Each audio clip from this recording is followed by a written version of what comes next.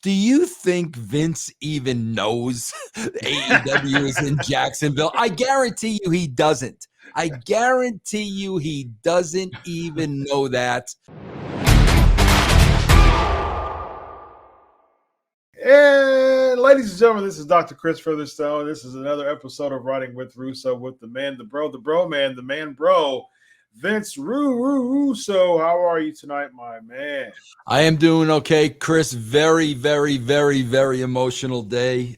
Play ball, bro. The two words I was afraid I was not going to hear. Thank God they ended the lockout today, and baseball is back.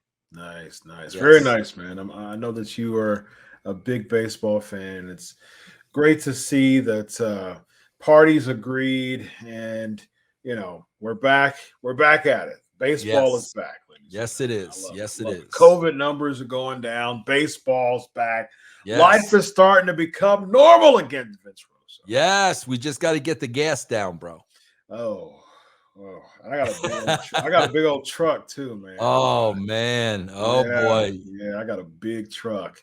Yeah. A big old SUV, and man, my pockets are vacuumed right now. Yeah, I know the feeling, man. Yeah, man, it's crazy. Well, ladies and gentlemen, per request, there's been a lot of requests going on. There's been a lot of things going on in the professional wrestling world. And last episode of Riding with Russo, we were still trying to hash things out, of trying to figure out what is going on in the world of professional wrestling when it comes to Seth Rollins, Cody Rhodes, Steve Austin. So on the latest episode of Raw, Kevin Owens calls out Steve Austin, and at the end, and so we get a promo from Steve Austin. What? It's been 19 years. What? And all of that. So we are going to get, in some form or fashion, Steve Austin, Kevin Owens. Kevin Owens, Seth Rollins, they had one chance to make it to WrestleMania by winning the tag team championships. They did not win. They both were very despondent and disheveled. But Kevin Owens had a plan. And as of now, Seth Rollins still has no path to WrestleMania. But there might be a path coming up by the name of Cody Rhodes. Now, there's been all kinds of rumors spread. Is he signed? Is he not signed? Is he going to come on the Jacksonville Raw for the sake of AEW? Their basic home is in Jacksonville, right? So won't it be a smack in the face for AEW for Cody Rhodes to debut back in WWE in Jacksonville? Vince Russo, do you think that WWE would do something like that? And do you think that this close to WrestleMania, we're going to see Cody Rhodes and Seth Rollins start their program on Raw? Bro,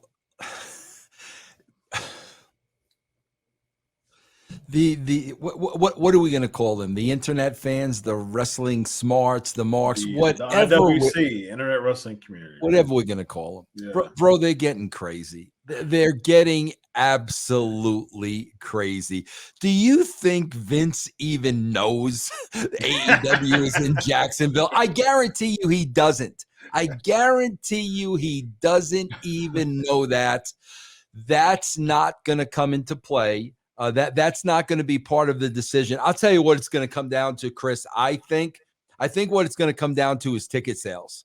Okay. If they feel they're in good shape, I think it behooves them to hold him back as a surprise. Yeah.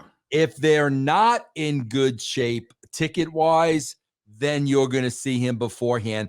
That's what it's going to come down to. It has nothing to do with the Raw being in Jacksonville.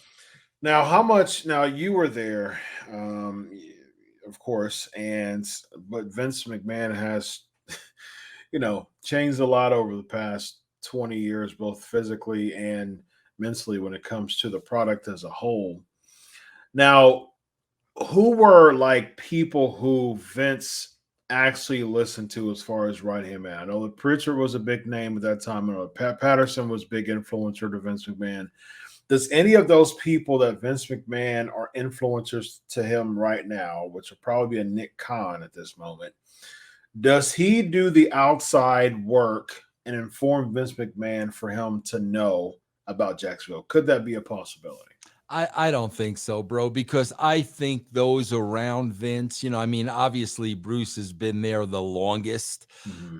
I don't think that's important to them. I really don't think that's important to them. And like Bruce will know what's important to Vince and what is it, bro. There's probably who doesn't know anybody more than Bruce, without a shadow of a doubt. And Bruce will know.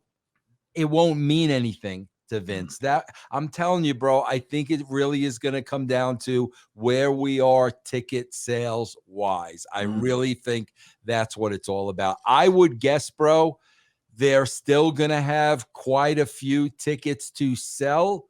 I think that's why you would see him the Raw before. Yeah.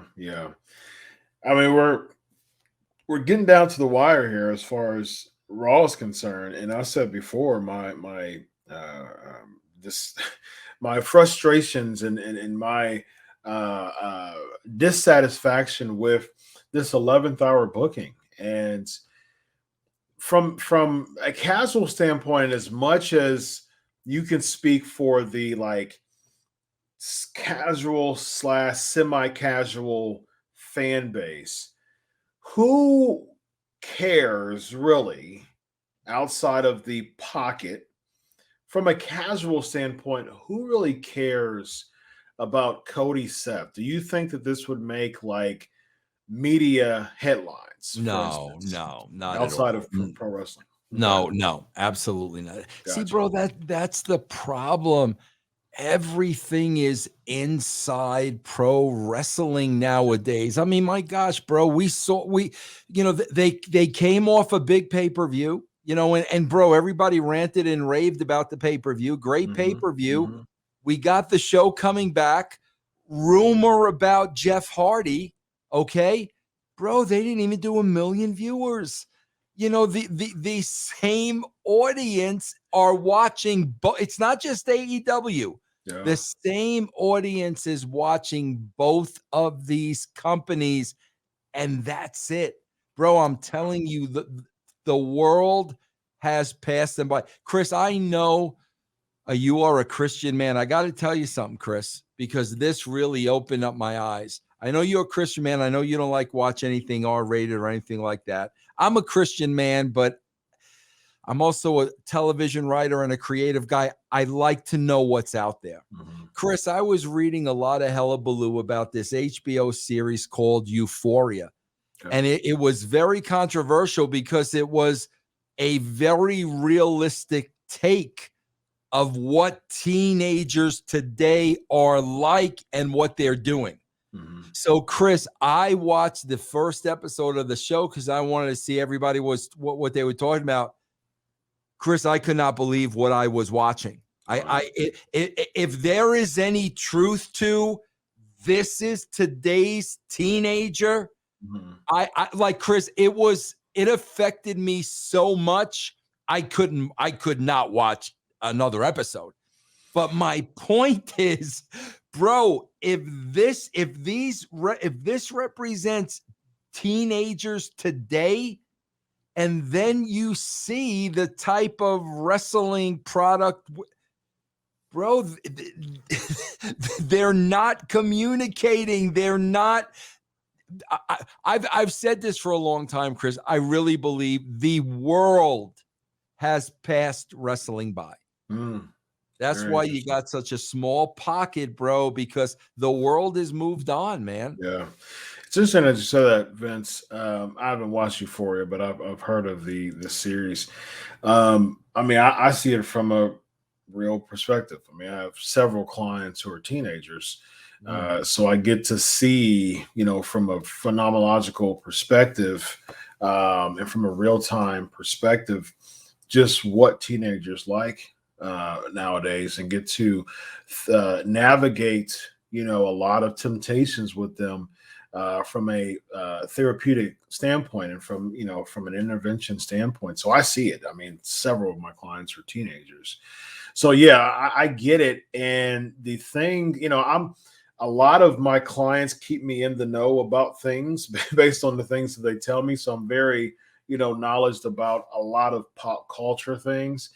And to your point, Vince, there's just not a correlation a lot when it comes to pro wrestling, when it comes to hip pop culture of today, right? Yes. And I agree with you. I think we have a small pocket because there's no desire to reach outside to bring the casual fans in. Here's my question to you, Vince. Do you think that someone like a Tony Khan and someone like a Vince McMahon, are they to the point now where they're like, you know what? I'm so not it's not a factor of disinterest.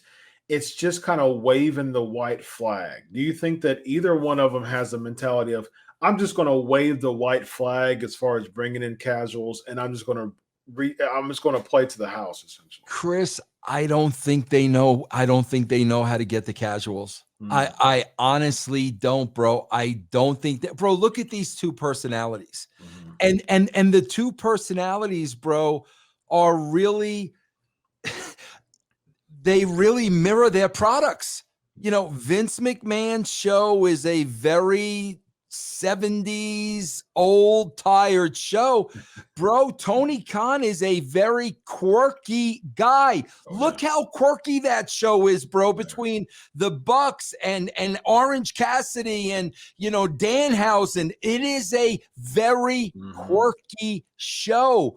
Bro, like I said, you take that word quirky and you put that next to Euphoria, bro, it's two different planets.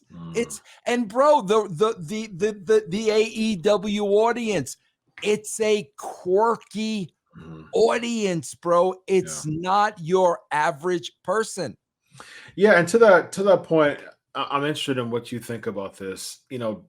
Along those lines, I know that in the very beginning when he brought in all those EVPs, right? So he brought in, Cody as an EVP, the Bucks as an EVP, Kenny Omega as an EVP. So you had all these EVPs, to basically give their take of what they know about, expertise. Cody came from WWE, so he knows a lot from a business standpoint and how a business works. His father was he had the pen for many years when it came to NWA and WCW, so he knows the business side of things. But as AEW started to evolve, like, the influence of the MVPs dwindled heavily, to the point where they weren't even attending weekly meetings anymore. They weren't even part of the creative process anymore. Do you think that Cody, being the business guy that he is, do you think that affected Cody in a way that his zeal for AEW dwindled? 1,000%. 1,000%, bro. I really believe that those guys thought the business was going to be one thing and it turned into something completely different. And it has. There's no question about it, bro. It has. What we saw, bro, I remember that first introduction. It was in Vegas, right? And they brought these guys out one by one, and there was a brotherhood, bro. There was a fraternity-like feeling. There really was.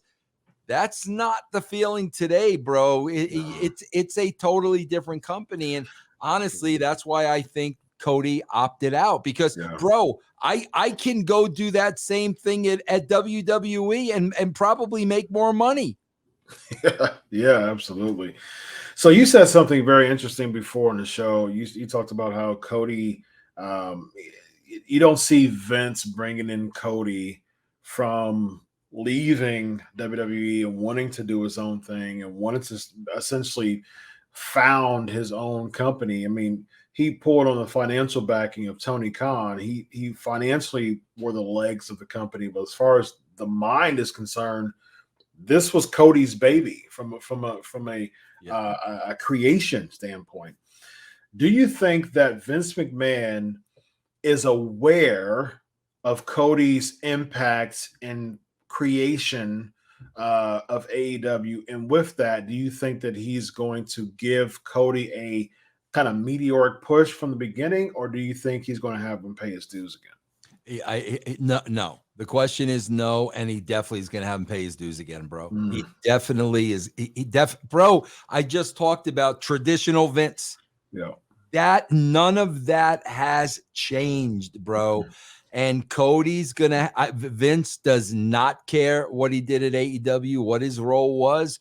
He's gonna have to prove himself to Vince all over again, bro. It happens to every single person that goes back. So does this mean, as we close, does this mean that if we do see a Cody Seth at Mania, how does that go? Does Cody actually win the match clean? Does Seth beat Cody and basically give him his initiation? When I think about that, as I asked that question, talk about pay his dues, I think of Sting and Triple H. You have someone who you've been trying for 15 years to bring into WWE. Finally get him after 15 years. And then you build all this up. You have him have, promos, and you have Triple H get super scared, and you have all this really good buildup of really making Sting look good, just for him to have the NWO help him, who was his biggest rivals, during, a huge chunk of the Monday Night Wars. Somehow they're his allies and they help him. Just for Triple H to hit him with a sledgehammer and beat him, just for him to shake Triple H's hand at the end of the match, which was ridiculous to me, just for all this to be set up for a later segment in the same WrestleMania show. They couldn't even wait till, Raw the next night. The same WrestleMania show that I beat Sting, I just get suited up again and carry that over to another angle involving The Rock and Ronda Rousey. To me, this was like the ultimate slap in the face to Sting. Yeah, and absolutely. Unfortunately, I see similarities when we're absolutely, absolutely, bro. Yeah, bro. If it were me, first of all, here's the thing, bro. Like, here's the thing. This is what drives me crazy about Seth Rollins. So he's the Joker for God knows how many months. But he's not going to be in WrestleMania now, so now he's going to be serious. We saw it on Raw. Bro, choose a direction. So my point is, okay, I'm going to be serious now. Well, bro, to me, the only way he could get in WrestleMania is he's going to have to offer something in return. And if it were me, I would have him put his career on the line. That's what I'm offering you. This could be the last time you ever see, but now he's got to be serious and everything again. Open challenge, though they did the same thing with Edge and AJ, but it don't matter to them. Open challenge. Jacksonville is a good place to bring Cody down. And then, bro, to do exactly what you're talking about, I would just have Becky screw Cody in the match and Seth go over. There you go. Yeah. I can see that being very, very plausible, and Cody not winning his first match back. Well, ladies and gentlemen, this guy right here is the former WCW World Heavyweight Champion. Whether you like it or you don't like it, that's right. Learn to love it, as Ric Flair would say, because it is the best thing going today. Woo! This is Roddy with Russo. We will see you later.